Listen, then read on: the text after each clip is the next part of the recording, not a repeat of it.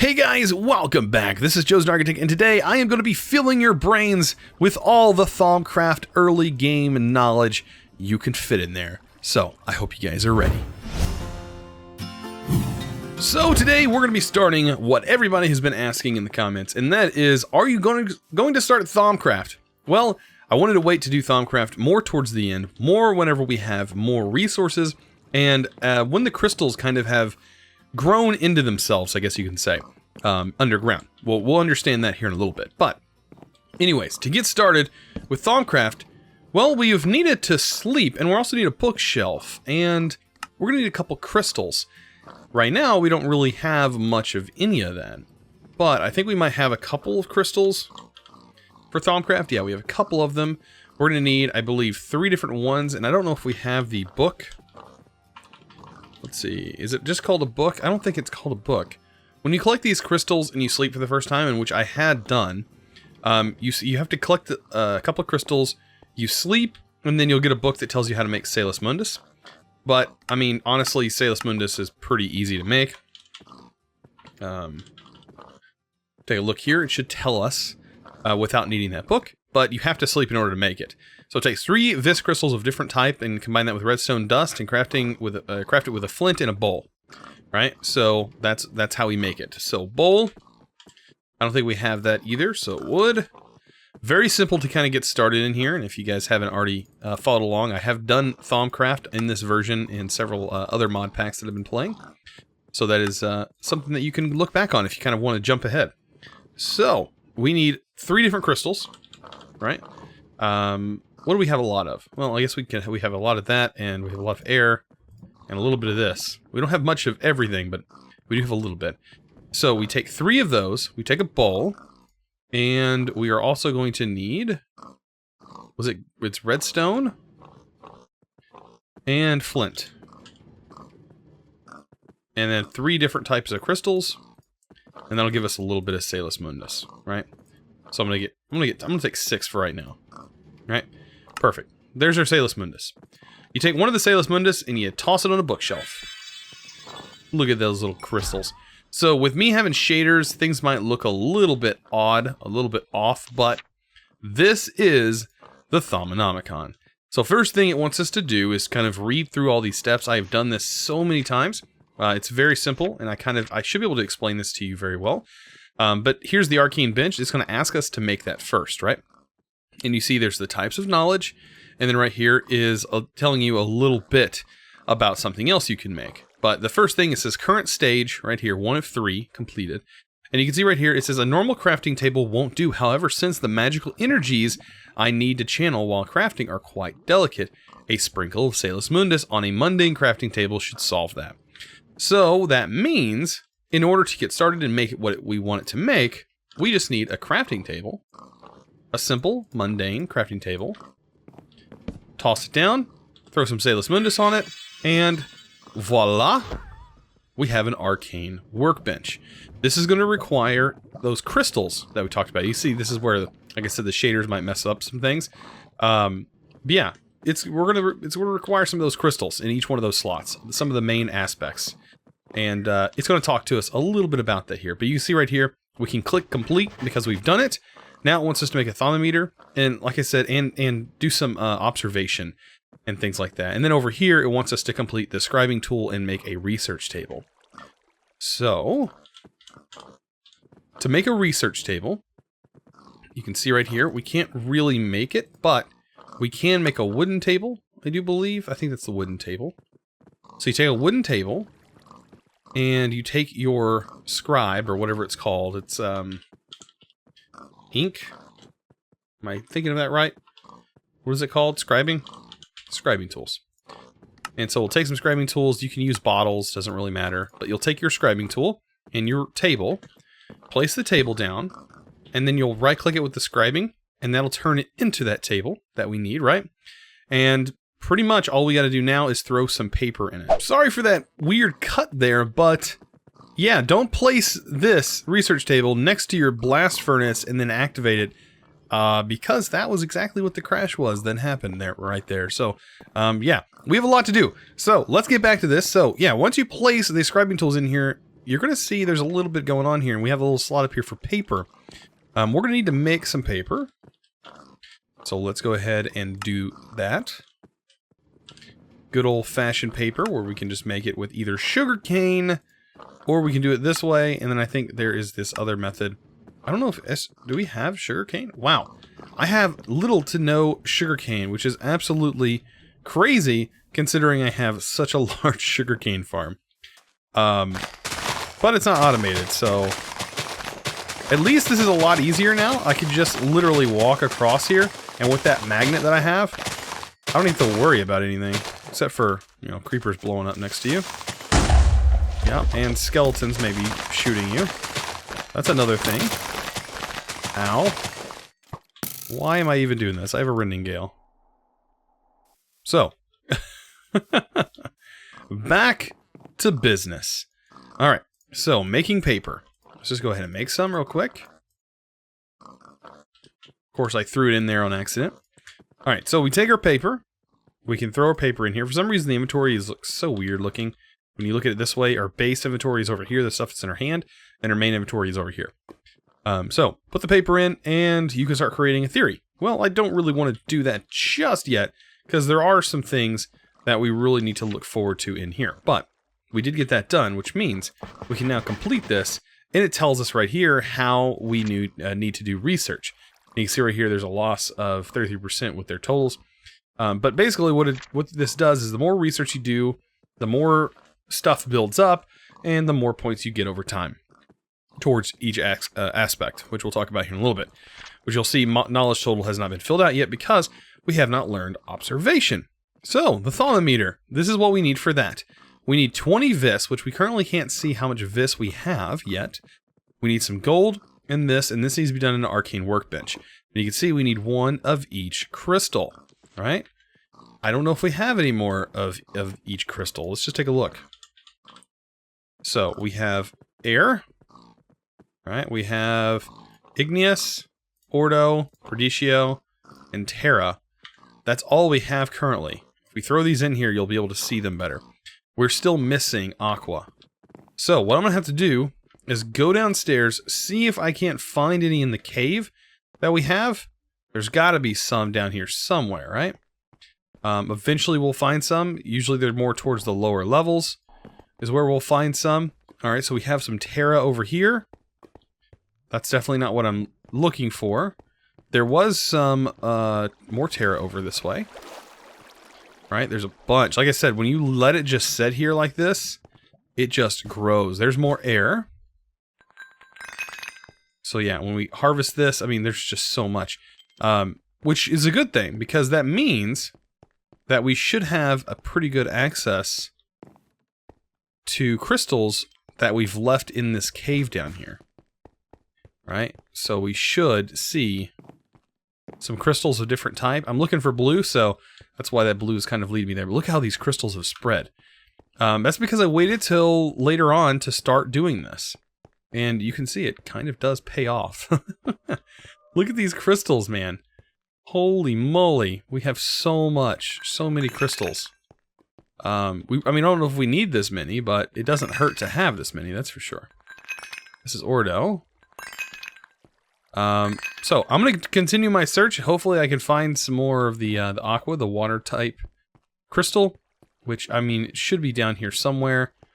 I'll just have to do some more searching, and eventually we'll find it. Nice! I ended up finding a nice little mine shaft. Oh, wow. We might want to come back for that later. Need to be careful, though, when I'm around those.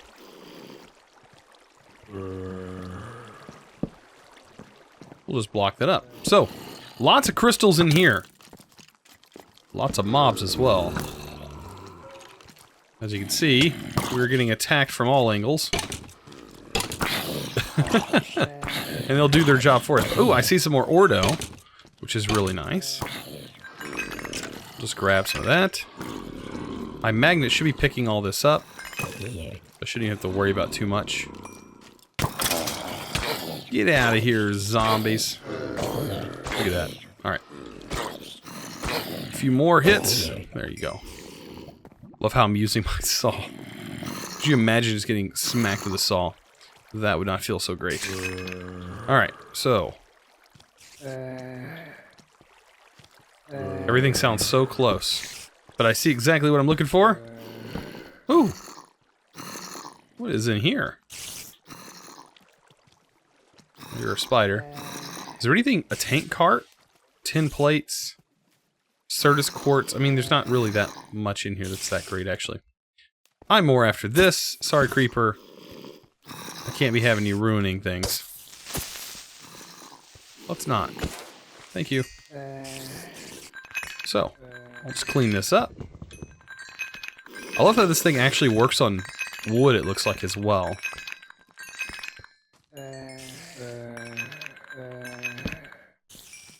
And there we go. Oh wow, another spawner. What is this? A skeleton spawn? There are spawners all over the place in here. Holy moly. That's another skeleton spawner. Alright, so we got some stuff that's in our inventory that needs to kind of definitely be picked up. Okay. How are you doing? Ow. Oh wow, did I not take poison damage? I don't take poison damage. That's interesting. Because I should definitely be taking poison damage. Alright, so I think we have almost everything. Got a few more of these crystals to pick up. Of course, we got this crazy fella. Get out of here. And yeah, I mean, that's a good amount of crystals I think we just picked up. So, with that being said, let's head back to the base. Now that we're back at the base and we have everything loaded into here, we still are missing a little bit of igneous and a little bit of ordo. But other than that, I know where to get those in Protetio. So all we gotta do is go back down in the caves and find some more. But you see right here, with this open, we can now see how much V is actually available. And if we took a look here in the Thaumanomicon, you can see that this is actually going to require 20 vis. So the amount of vis that's in the area right now is 150 something. So this is going to subtract 20 from that number, and it's also going to consume 1 of each of the crystals. So keep that in mind that this is chunk specific, by the way, and whenever you drain this, the other chunks around will slowly drain and refill this chunk. So keep that in mind as well. But let's go ahead and make this. It's a little, not too important right off the bat, but as you can see, we have a thaumometer, and its inventory scanning is available, which is perfect, so I don't have to use it for anything else. You can see the swirling things mean it's going to consume that. When we pull that out, there we go. Now, I'm pretty sure this doesn't... Oh, it actually does. I'm pretty sure, as I was saying, it may not work with shaders, but it actually kind of does. What you need to do is just kind of scan some things. But first, let's take a look here, and we see that it's completed. We need to get some observation fundamentals. To do that, really just start scanning stuff. And you can hold shift and right click. And like you see there, it originally said we learned something. But you can see you've learned something new by clicking that. Clicking that, you've learned something new. I just got one fundamental. You've seen that book just go up. That actually completed the observation fundamentals. And you now see we have aspects of essentia. This will start telling us a little bit more as we learn things. But now we have an observation table that tells us how much observation knowledge we've actually gained.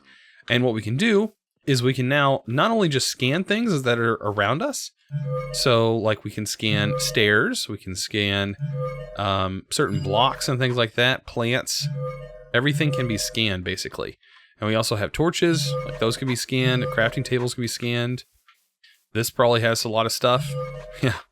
Oromancy. But yeah, you can also do it a couple of other different ways. Like these machines, of course, always let you learn a lot of different stuff. But also chests with stuff inside them, I do believe lets you learn the items inside as well. So yeah, all you gotta do is kind of go around, scan a few blocks, everything. I mean, these machines are really what's gonna give you a lot of information. Of course, always scanning these things. Scanning all your blocks like that. That, by the way, let's take a look here. You can take a chest, and I think we can put like different materials and stuff in it that we haven't already learned, like bread, carrots, charcoal and coal, cooked pork chop, maybe some different colored dyes, and some armor. Armor will definitely let us know if this works.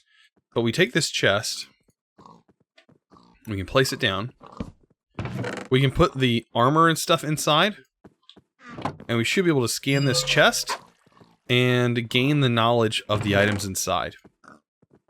So you'll be able to tell this if you can't scan this anymore. You see we have inventory scanning on. Right here, because this was in the chest, it actually got scanned. So if you scan a chest that has items in it that are enough to fill this one single chest, then you can quickly scan your items that way. So if you didn't already know that, now you do. And it should make it a little bit easier on you. Like I said, and we also have inventory scanning on, so if you want to scan the items that are inside your inventory, feel free to do that. And you can see, we'll gain a lot of knowledge from that. Just like so. Bam. All that important information scanned. Now you can't scan from in here, but like I said, you can just throw some items in a chest, and you're good to go. If we take like the advanced jetpack, you can see we gather all that specific type of knowledge. Bam, all this. And so, that is observation, right? Observation knowledge. You'll see here we now have some points in observation.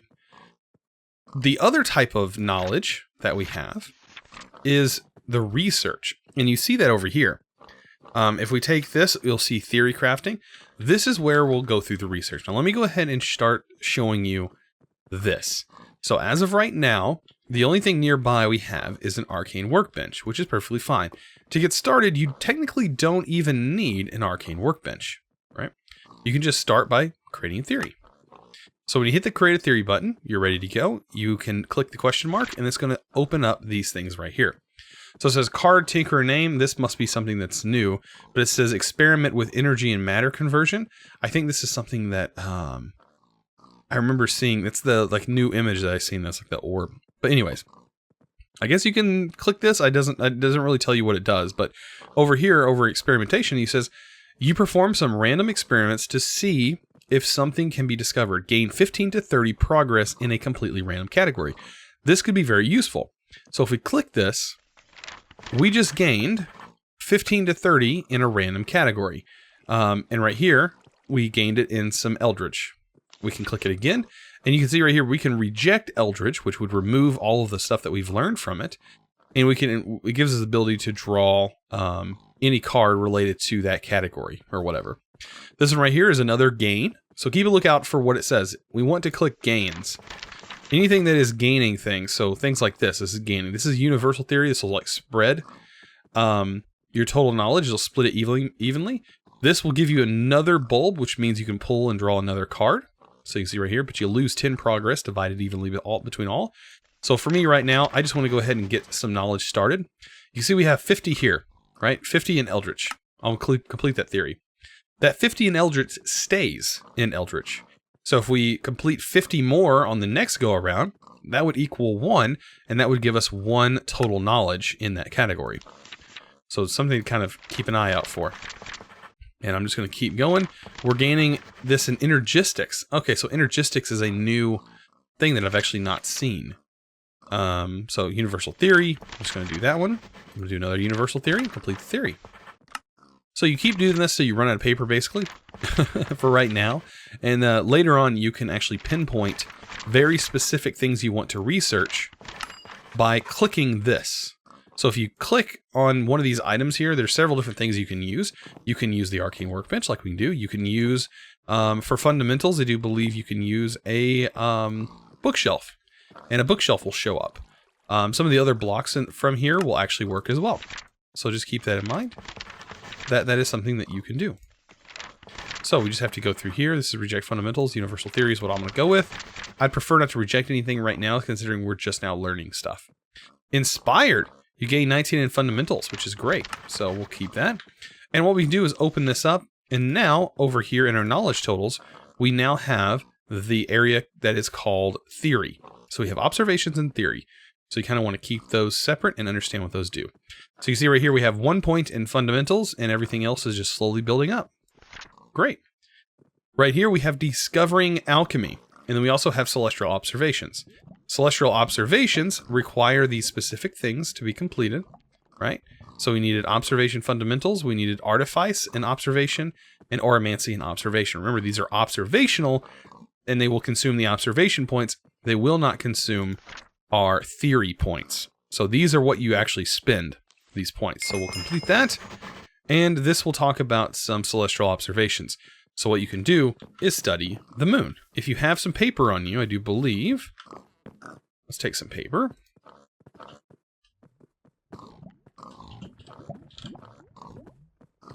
Let's take some paper. We can actually study the moon phases. So, you're unable to make notes of study. I think we actually need the scribing tools as well. Do we need scribing tools?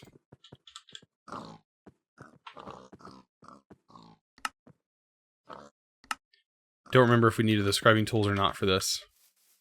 But the moon is technically right there, right? So, with us having scribing tools on us, we were able to get a note that is called the Stellar Southern Quadrant. So, that right there just gave us a little bit of celestial notes. Those are used later on in research and things like that. So you're going to definitely want to grab the moon phase from different days. And you'll have to do that over time. Alright, so that's the celestial part. Now we have discovering alchemy. So right here, this is going to require observation and observation fundamentals. So like I said, it's going to consume our observation and not our theory. So we'll complete that. And next is going to ask us to make a crucible. Now, the crucible is a crucible. So we know how iron is made, or how a normal crucible or cauldron is made. But that's what it's going to require. A cauldron over here with some Salus Mundus. So we can throw that down here and dump some Salus Mundus on it. And voila, we have a crucible. Now, this is something you do not want to probably keep inside. This is something you want to do separately. You'll keep it, away from your base a little bit. This thing can cause flux, a thing called flux, and it's not necessarily the nicest of things. Let's just put it that way. It can generate some really nasty stuff. And also, you need to light it on fire. It needs some fire underneath it. So in order to do that, let's open this up. And right now it says we've discovered it, so let's complete the last step. And that is, we've discovered it, right? But believe me, you can't actually craft anything with it until you've hit your alchemy tab and you've clicked this button. Until you've went into here. Because as soon as you go into here, it unlocks everything else, right? So now we can actually craft things. And you can see right here, we need to make some of this, and it's going to require observational fundamentals. So we can use that to kind of expand our knowledge. And right here, it's going to ask us to start making some different things. Up here, you see we have yellow nitre. This is one of the first things that you should probably make. But before we do that, we actually need some fire under this. So let's go ahead and get some netherrack. Of course, we do the old-fashioned fire. And we're also going to need water as well. So having a little bit of water available is definitely going to be good. So hooking an aqueous accumulator up to this thing is really, really, really useful. So let's go ahead and do that. We can go ahead and grab our aqueous accumulator from the other side. So we can do that. I'll take 2 buckets of water here. Pick up the aqueous accumulator from our other machine. Let's get our flint, because like I said, we need fire. And we should be ready to go. Now, it is a little bit dark. I apologize for it being dark. There we go. And I should probably grab this as well. But all the way over here, we are going to set this up. I actually may move it over this direction. So down here, don't dig that far down, because we only need one here. We need to light this on fire. Next door, I'm going to just hook up my aqueous accumulator right next to this. Right here.